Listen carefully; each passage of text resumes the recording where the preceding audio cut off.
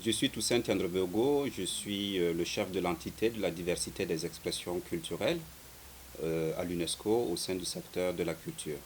Mais avant l'UNESCO, j'ai occupé également des fonctions de coordonnateur de programme sur les politiques de développement des industries culturelles et créatives à l'Organisation internationale de la francophonie. Et avant de travailler dans les organisations internationales, je fus producteur de films pendant une quinzaine d'années, à la fois au Burkina Faso et en France. Et parallèlement à ces activités, j'assure également des cours à l'Université Senghor d'Alexandrie en qualité de professeur associé sur les questions de politique culturelle.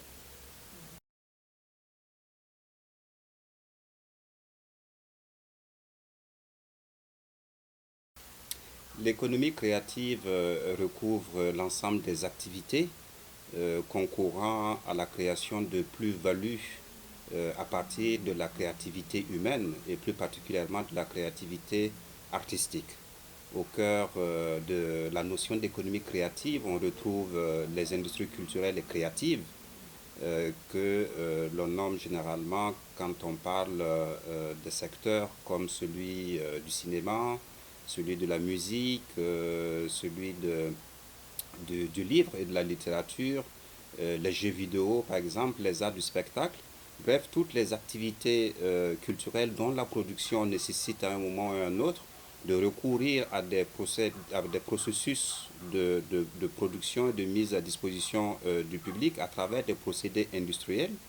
et qui appellent également une dose de créativité et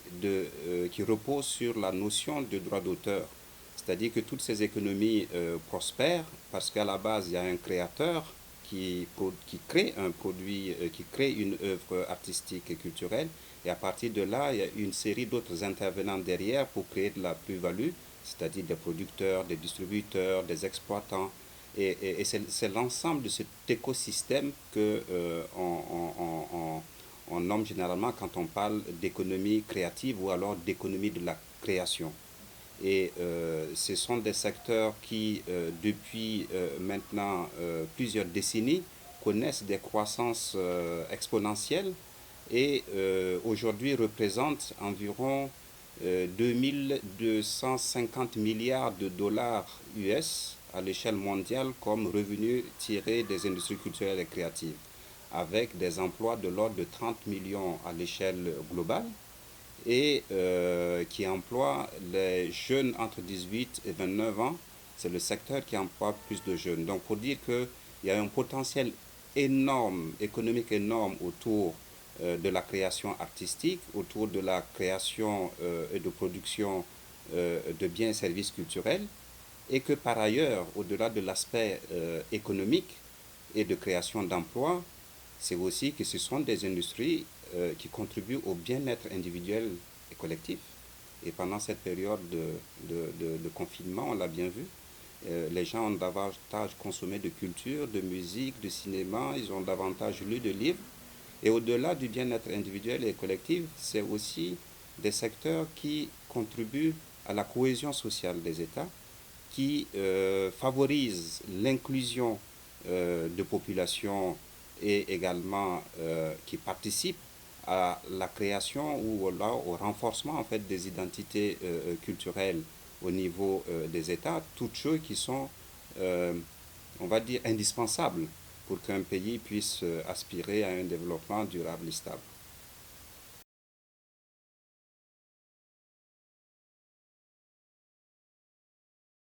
Comme vous le savez, l'UNESCO est la seule agence des Nations Unies avec un mandat spécifique sur la culture et nous entendons souligner la célébration de cette année internationale par une série d'initiatives, lesquelles ont commencé le 1er février dernier en marche de la session du comité intergouvernemental sur la protection et la promotion de la diversité des expressions culturelles,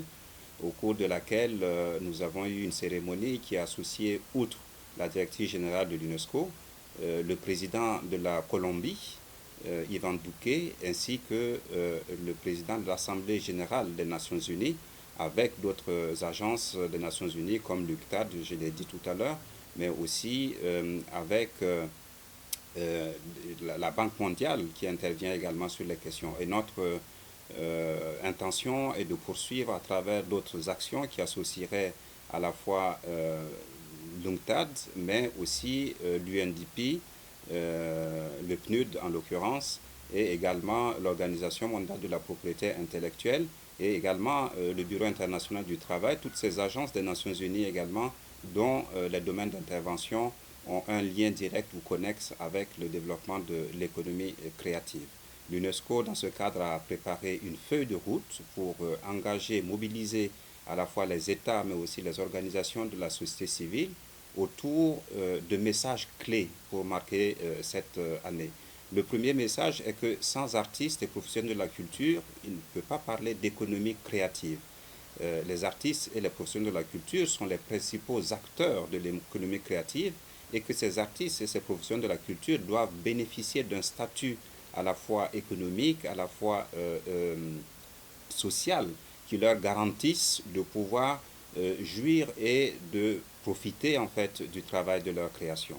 Le second message sur lequel nous avons envie d'insister est celui de la nécessité de mettre en place des systèmes de gouvernance qui puissent renforcer et garantir en fait des investissements dans tous les maillons de la chaîne de valeur de l'économie créative, laquelle bien entendu va des artistes qui créent aux producteurs, aux distributeurs et également à toutes ces entreprises qui interviennent pour organiser la mise à disposition des créations artistiques auprès du public. Je parle bien entendu des infrastructures physiques comme les salles de spectacle, comme les salles de cinéma, mais aussi d'infrastructures nouvelles qui sont apparues, dont le rôle s'est renforcé ces derniers temps en raison des mesures de confinement, que sont les plateformes par lesquelles, à travers Internet, les publics ont de plus en plus accès aux productions culturelles et créatives. Et ensuite, le troisième message que nous voulons justement souligner au cours de cette année est la nécessité de travailler et de mettre l'accent sur l'écosystème du numérique dont on voit qu'aujourd'hui, une part considérable de la consommation culturelle s'est déplacée des lieux physiques vers la consommation en ligne. Et l'ensemble des États doivent s'engager dans ce processus à la fois pour s'assurer que dans l'écosystème du numérique, dans l'écosystème des plateformes numériques, on puisse assurer une diversité à la fois d'offres, mais aussi une diversité d'accès à des productions culturelles artistiques variées. Et enfin, avec nos autres partenaires des Nations Unies, donc nous allons organiser une conférence euh, commune pour débattre de ces problématiques et voir comment accompagner et renforcer davantage notre action. Et enfin, nous avons déjà mis en ligne une plateforme à travers laquelle nous avons collecté de bonnes pratiques, à travers lesquelles nous partageons également des expériences réussies dans certains pays pour renforcer les capacités à la fois des États, mais aussi des organisations de la société civile qui travaillent sur la question de l'économie créative. L'économie créative a ceci de particulier que sa matière première est l'imagination, sont les idées et la créativité. Toutes choses dont l'Afrique déborde de par la jeunesse de sa population. Les Africains sont très inventifs, sont très créateurs, ils sont très débrouillards comme on le sait. Reste maintenant à traduire et à créer de la plus-value autour en fait de la créativité. Et pour cela, les Africains aujourd'hui ont besoin, que ce soit dans le domaine du cinéma, dans le domaine de la télévision, dans le domaine de la musique, dans le domaine de la télévision, dans le domaine des jeux vidéo, de s'approprier les outils de production de masse que nous avons et de pouvoir raconter leurs récits, de pouvoir raconter leur vision du monde de manière à créer à la fois de la richesse et également des emplois autour de ces activités-là. Et ce que l'on remarque, c'est que la créativité est une source inépuisable, c'est une ressource qui survit dans le temps et c'est une ressource en fait qui se renouvelle sans cesse. Et que aujourd'hui, quand on prend la plupart des secteurs culturels créatifs en Afrique, à l'exception notable de la musique, c'est un continent qui reste quand même assez sous-représenté, qui a un niveau de représentation de lui-même assez bas dans les différents médias, que ce soit les médias de télévision, que ce soit sur les écrans à travers les différentes plateformes en ligne. Il y a besoin véritablement d'augmenter, de renforcer significativement la présence des récits, des productions culturelles africaines. Et de ce point de vue,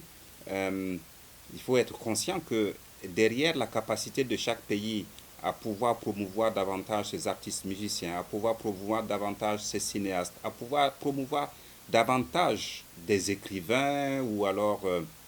des, des acteurs dans le domaine des arts du spectacle, c'est des revenus qui sont créés derrière, ce sont des emplois qui sont créés derrière, et cela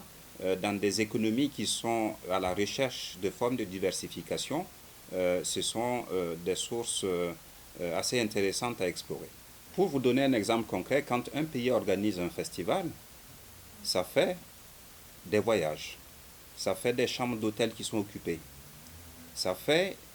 même les vendeuses de cacahuètes ou des vendeuses de beignets autour de la route, en fait, ont des clients supplémentaires qu'ils n'ont pas d'habitude. Et derrière tout cela, il y a des techniciens qui travaillent pour le son, pour la lumière, et c'est autant de salaires, en fait, qui sont générés. Donc,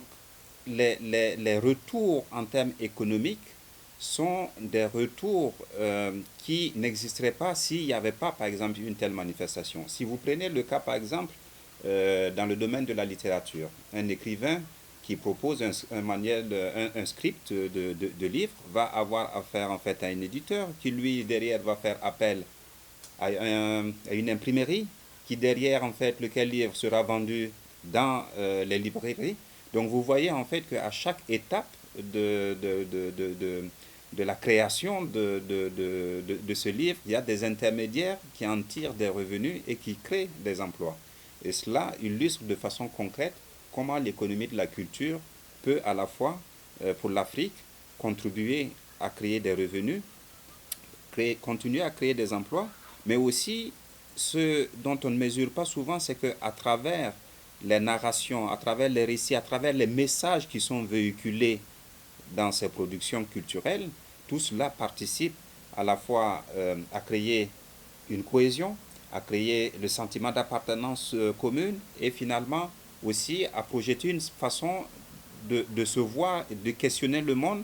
qui aujourd'hui font partie intégrante du processus de développement. On se développe soi-même bien sûr, mais on se développe aussi à travers le regard et les interactions que l'on peut avoir avec les autres.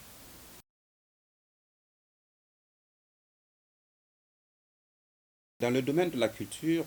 l'UNESCO dispose d'un certain nombre de conventions culturelles.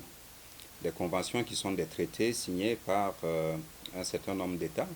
Et spécifiquement dans le domaine de l'économie créative, des industries culturelles et créatives,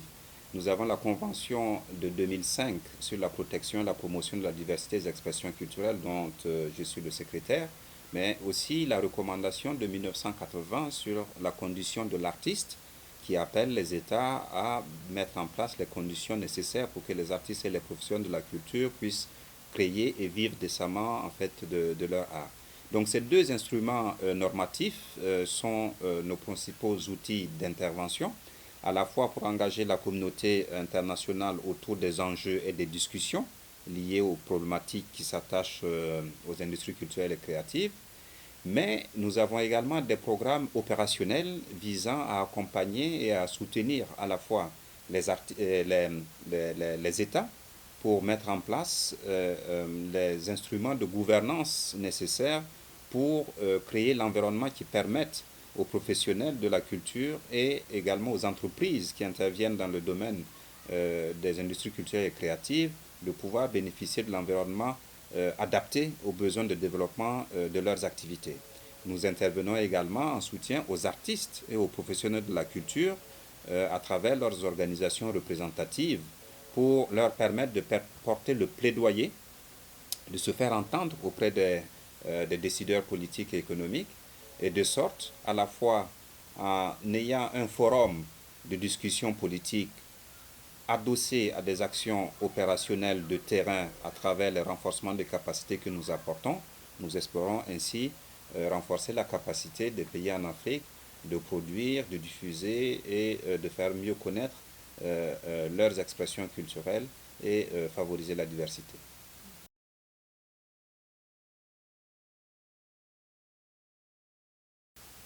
Il faut comprendre les industries culturelles et créatives comme étant un ensemble de plusieurs maillons. Et que pour que l'ensemble de la chaîne fonctionne, il faut que les différents maillons également puissent trouver un cadre qui leur permette de fonctionner correctement comme il faut. Dans cette approche-là, il est vrai que euh, les Africains, comme la plupart des peuples des autres continents, sont des peuples avides de consommation culturelle. Aujourd'hui, là où le bas blesse, c'est que le marché existe, il y a une demande solvable. Pensez simplement au nombre d'abonnements à des bouquets de chaînes de télévision et vous verrez que cela génère beaucoup d'argent en Afrique. Pensez à toute la production de livres qui est importée, vous verrez qu'il y a énormément en fait de dépenses liées à ce secteur-là. Et également, si vous prenez l'exemple, par exemple, des jeux vidéo, c'est également l'Afrique n'en produit pas beaucoup, mais on en consomme beaucoup. Et prenez également toutes les plateformes autour desquelles les gens peuvent aller trouver du contenu, à la fois vidéo, de musique, et tout cela. Très peu, en fait, sont des entreprises africaines. Et pourquoi est-ce que on a du mal à occuper ces espaces, quand bien même il y a la créativité qui existe? C'est simplement parce que au niveau des investissements nécessaires pour pouvoir développer les marchés, pour pouvoir mettre en place des infrastructures, effectivement, la perception des risques dans ce domaine-là est très, très à la fois élevée pour le secteur privé, mais pas surtout incitatif à travers le cadre que le pouvoir politique peut mettre en place pour à la fois soutenir directement ou alors favoriser l'accès à des financements marchands pour les différentes entreprises qui veulent se lancer sur ce créneau. Donc, cela revient à dire que la nécessité d'avoir des politiques publiques qui favorisent à la fois l'investissement, des politiques publiques qui contribuent à susciter des vocations, parce qu'il ne faut pas oublier également que nous sommes dans un métier où le besoin en formation professionnelle est très très élevé. On ne devient pas euh, on ne devient pas, par exemple, développeur dans la mise en ligne, par exemple, de contenu culturel en ligne, ou alors, en fait, on ne devient pas dans certains métiers très, très spécialisés des arts du spectacle ou alors du cinéma. Il y a forcément besoin, en fait, de formation. Et tout cela contribue également à susciter des vocations et à assurer des professionnels de talent pour demain. Et sur ces questions, je dois aussi préciser que l'Union africaine s'est dotée d'un certain nombre d'instruments, qui est par exemple la charte de renaissance culturelle africaine depuis 2006. Et cette année 2021 a été déclarée par la conférence des chefs d'État de l'Union africaine comme étant l'année des arts, de la culture et du patrimoine. Donc une occasion de plus aussi pour l'Afrique de pouvoir réaffirmer son souci de voir développer le secteur culturel en Afrique et de lui donner véritablement l'envergure nécessaire pour pouvoir contribuer au développement de l'Afrique que nous voulons d'ailleurs, qui fait partie de l'agenda 2063 adopté par l'Union africaine pour tracer les priorités et les visions pour l'Afrique à l'horizon de 2063. Et c'est très réjouissant de voir que la culture y occupe une place assez importante, notamment en termes de vision, la vision CEP notamment. Il reste maintenant à traduire tout cela en actes et je pense que ensemble, avec à la fois les organisations d'intégration sous-régionale et aussi continentale et à l'échelle nationale, les politiques nécessaires pourront être mises en place.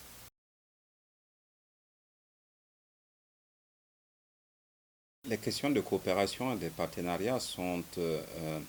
des questions où s'expriment des intérêts réciproques. Donc, de mon point de vue,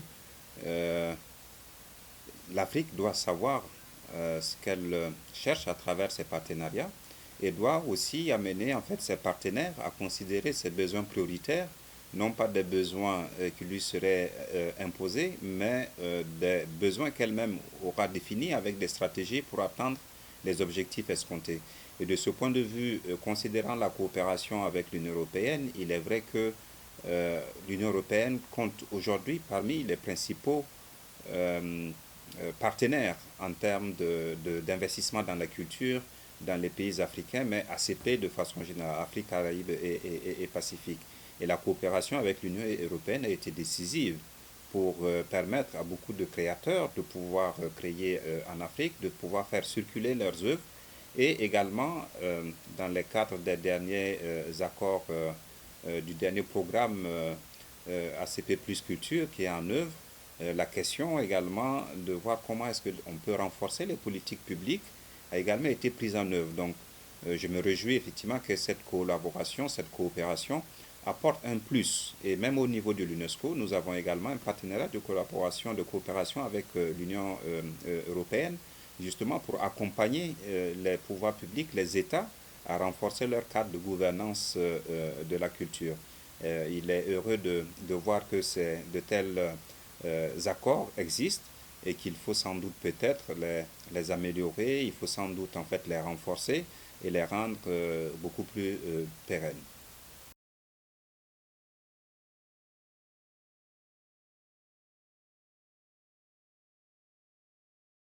Je tiens tout d'abord à souligner que le Burkina Faso compte parmi les pays en Afrique qui font des efforts constants et soutenus depuis de nombreuses années en matière de politique culturelle. Et comme vous le savez, le Burkina a été, ou du moins compte encore parmi les nations en Afrique dont l'industrie du cinéma et de l'audiovisuel figure parmi les plus dynamiques. Et cela n'est pas le fruit du hasard, c'est un lent processus qui a cumulé avec plusieurs mesures qui ont été prises. Et ce qu'il faut tendre, ce vers quoi il faut tendre maintenant, c'est de pouvoir essayer de généraliser ça également à d'autres secteurs dans lesquels nous avons un potentiel. Vous avez parlé tout à l'heure dans le domaine des arts plastiques ou dans le domaine des arts du spectacle, en veillant effectivement à traduire de manière beaucoup plus efficace les décisions politiques qui ont été prises, par exemple, d'intégrer la culture et particulièrement les économies, les industries culturelles et créatives dans les stratégies de développement du pays. Et cela est une étape très très importante parce que quand un secteur n'est pas inclus dans les stratégies de développement d'un pays, il y a peu de chances que ces secteurs-là puissent à la fois attirer l'attention politique nécessaire à leur développement et encore moins les investissements nécessaires à leur développement. Et de ce point de vue, l'exemple du Burkina est très encourageant. Et je vais vous prendre par exemple là également un exemple qui traduit de manière très concrète comment est-ce que l'une des branches de l'économie créative, par exemple, peut à la fois en termes d'emploi, en termes de construction d'identité et en termes aussi de développement peut s'illustrer. Je prends l'exemple, par exemple, du faso d'Amfani, qui est de la cotonnade traditionnelle. Quand des stylistes comme François Ier s'en accaparent et arrivent à mettre en place des unités industrielles à coup de goût, c'est autant d'emplois qui sont créés. Et on le voit très bien, que ce soit à la fois pour ceux qui cultivent le coton, que les femmes qui doivent en fait filer le coton, la fabrication en fait des tissus, jusqu'à l'ensemble des couturiers qui travaillent cette matière et la fierté que les Burkinabés ont de porter cette tenue vestimentaire où les créateurs et les stylistes rivalisent d'ingéniosité pour proposer à chaque fois des modèles. Vous voyez très bien que là, on est dans le domaine de comment est-ce que les industries créatives peuvent à la fois participer dans un processus de développement qui bénéficie à plusieurs franges de la population burkinabé, mais qui contribue également à construire en fait cette fierté et cette identité de porter par exemple le façon d'Amfani.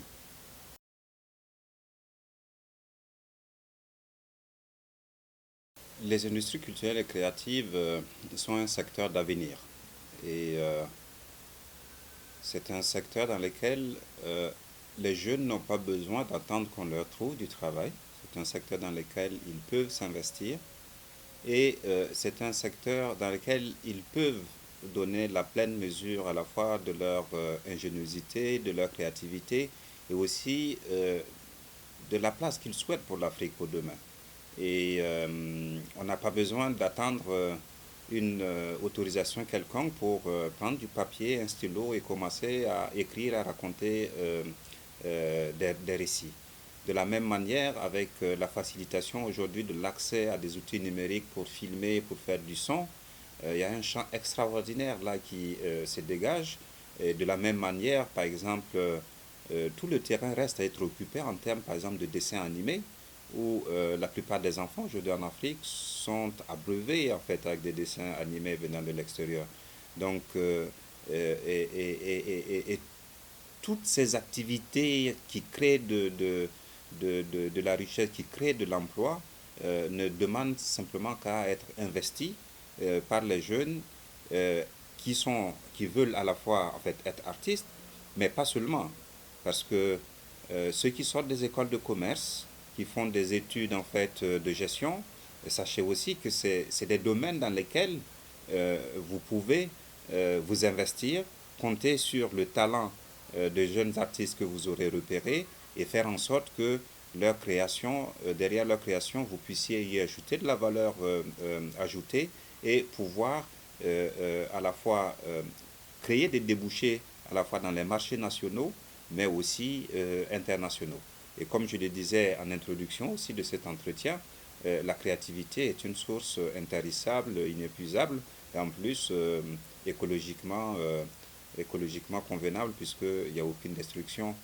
de la nature ou alors les effets sur le climat est très très moindre par rapport à d'autres types d'activités humaines. Mon dernier mot serait des mots d'encouragement face au diasporama pour que vous puissiez continuer vos activités. Vous êtes à l'intersection en réalité de plusieurs activités en lien avec l'économie créative. Pour mettre cette vidéo en ligne, vous avez dû filmer, caméra, technicien derrière, et également vous utilisez les réseaux sociaux, les médias sociaux, donc toutes choses qui contribuent d'une certaine manière à la fois à proposer par l'image et du son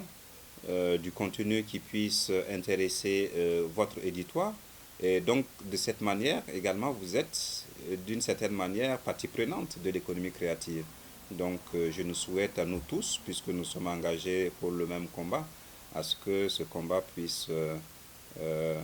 se aboutir et que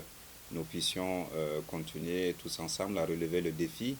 qui est celui de faire entendre, voir à la fois les images et les sons qui expriment les idées des Africains et aussi qui véhiculent leur façon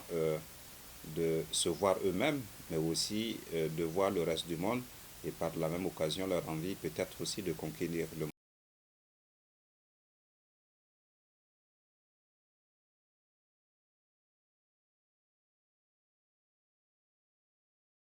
J'ai toujours été inspiré par les personnalités publiques dont le combat a été a été celui du combat pour la liberté, celui de la dignité et de la fierté retrouvée de l'Afrique. De ce point de vue,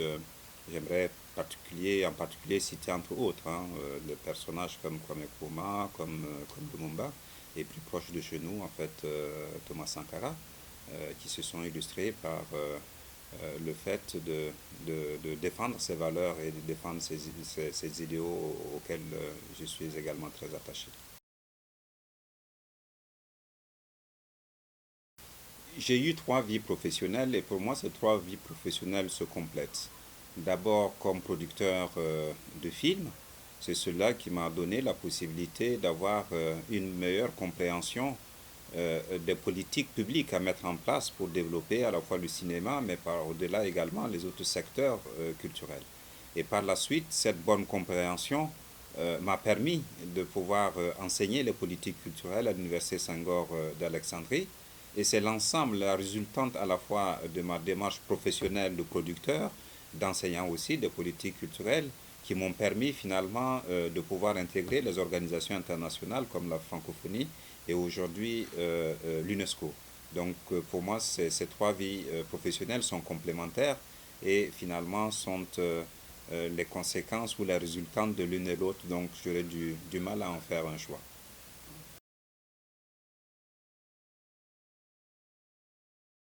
Ce qui retient plus mon attention, c'est un acteur, c'est la puissance avec laquelle cet acteur peut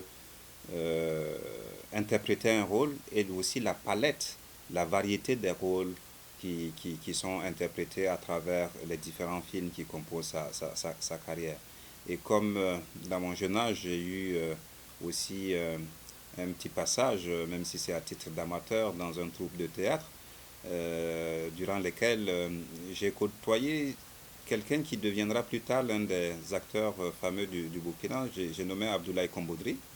C'est quelqu'un avec que j'ai vu naître comme comédien pendant ces années. Et c'est vrai que il reste parmi les comédiens qui, pour moi,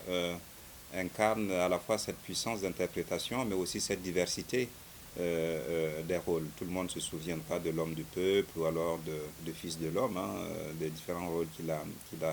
joués à travers une série de films au Burkina Faso. Mais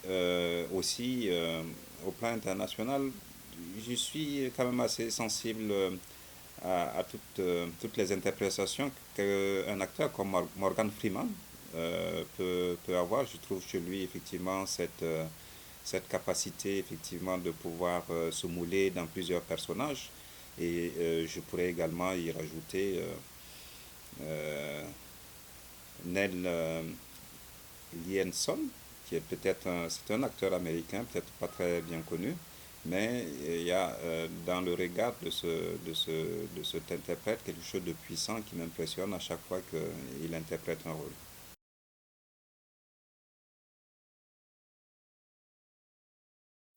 Incontestablement, ce serait Wen Kuni de Gaston Caboret, parce que c'est le premier film africain burkinabé que j'ai vu quand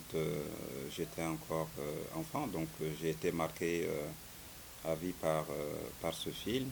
et qui reste encore un film d'une grande force et d'une grande poésie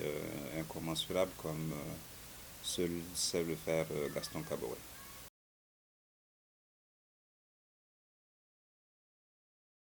Et qui me donnait envie de faire du cinéma dans mon jeune âge sont essentiellement Gaston Caboret, bien entendu, mais aussi Idrissa Ouedraogo et Pierre Yamuego, avec lequel j'ai cheminé par la suite pas mal. Donc ces trois cinéastes, et à l'âme de Idrissa et de Pierre, m'ont beaucoup forgé dans ce que je suis devenu par la suite. Et je dirais également qu'un autre cinéaste qui a cette force de scruter l'âme humaine et qui a la maîtrise de l'art de récit et qui sait aller chercher profondément ce que l'âme humaine peut comporter de palettes d'émotions, c'est Clint Eastwood. Ça paraît un petit peu vieux jeu. Je ne parle pas simplement que de ses films western, mais même de ses films en fait assez contemporains. C'est un réalisateur qui a ce talent extraordinaire de raconter l'être humain.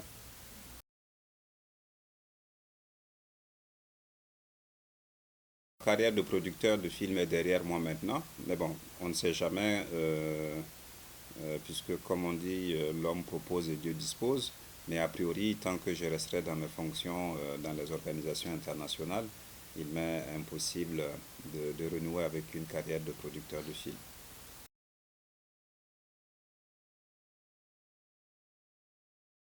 J'éprouve toujours le même plaisir à relire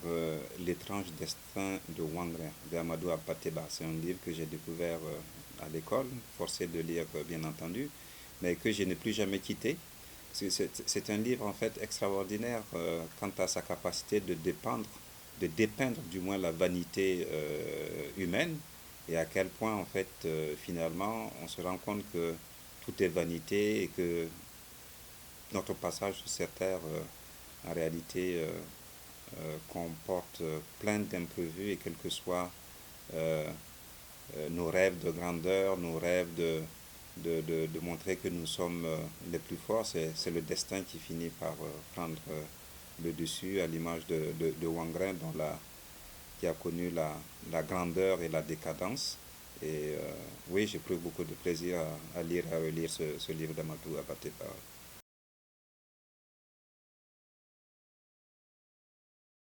En matière de musique, mes goûts sont variés, mais puisqu'il faut se plier à l'exercice, je vous dirais que j'aime bien écouter la rumba congolaise. Je trouve que les Congolais sont formidables en matière de musique et qui sont arrivés à imposer la rumba congolaise et partout. Et pour moi, ça, c'est un motif de fierté en tant qu'Africain. Et comme influence de mon enfant, j'ai été marqué par la chanson de Georges Ouedraogo, dit le Gandago national, parce que derrière chaque chanson, il y a un récit, il y a une histoire.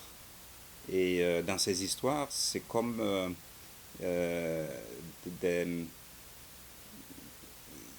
c'est comme des livres de sagesse pour moi à chaque fois que j'écoute une de ces chansons. Et il avait cet art particulier de chanter la vie, de chanter l'amour, de chanter la déception, de chanter la jalousie, sans jamais tomber en fait dans le piège de donneur de leçons. Et tout cela assorti à des rythmiques dont il a pu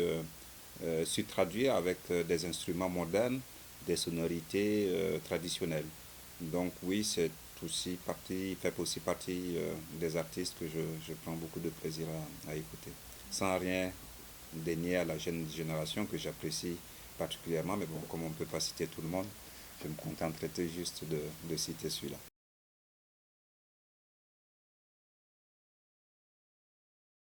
Il me semble important que chacun